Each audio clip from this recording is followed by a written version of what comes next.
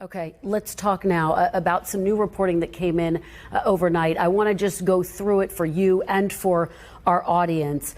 3 U.S. citizen children have been deported with their mothers. Now, this is according to the Washington Post. The family's lawyer says one of them is a 4-year-old with stage 4 cancer, deported without medication or ability to contact doctors. The family's lawyers are also saying their clients were denied communication with family and legal representatives before being deported. And it's raising concerns about the issue of due process, that it's being violated. So let me ask you, is everyone on U.S. soil, citizens and non-citizens, entitled to due process?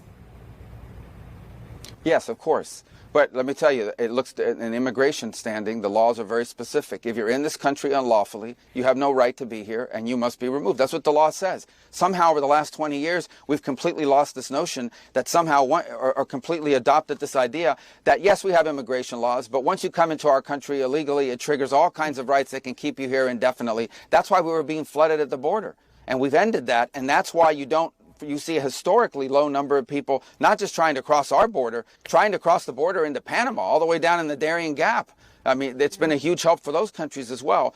On the headline, that's a misleading headline. Okay, 3 U.S. citizens, ages 4, 7, and 2, were not deported. Their mothers, who are legally in this country, were deported. The children went with their mothers. If those children are U.S. citizens, they can come back into the United States if there's their father or someone here who wants to assume them. But ultimately, who was deported was their mothers who were here illegally. The children just went with their mothers.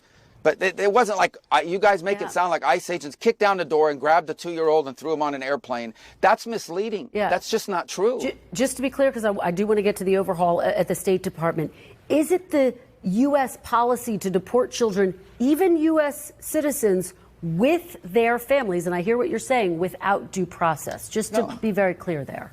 Well, no. Again, if someone's in this country unlawfully, illegally, that person gets deported. If that person is with a 2-year-old child or has a 2-year-old child and says, I want to take my child with me, well, then you have 2 choices. You can say, yes, of course you can take your child, whether they're a citizen or not, because it's your child. Or you can say, yes, you can go, but your child must stay behind. And then your headlines would read, U.S. holding hostage 2-year-old, 4-year-old, 7-year-old while mother deported. He is right.